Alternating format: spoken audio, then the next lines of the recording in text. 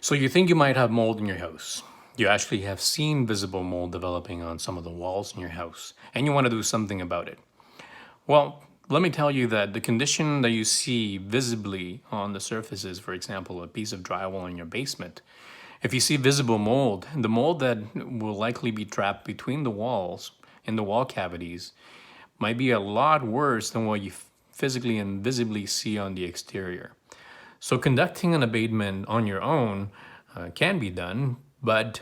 you should be very mindful of the fact that once you cut open that wall, you're allowing for some of those mold types that would only develop between the walls to become aerosolized. And a lot of the molds that are highly toxic, like Stachybotrys,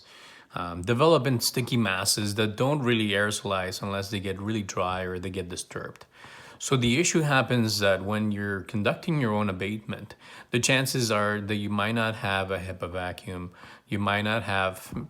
engineering controls, you might not have the proper gear on yourself to conduct the assessment, because whenever you cut through that wall, you're also cutting through mold, spores, and colonies that basically become airborne as soon as you do that.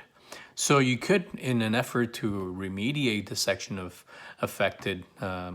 wall finishes, you could end up making things inside your home a lot worse. So make sure that if you are dealing with a mold condition, that you hire the right person to do the assessment and you hire the right remediation contractor to properly put in place some of the engineering controls that are required for conducting these types of assessments, so that in the end,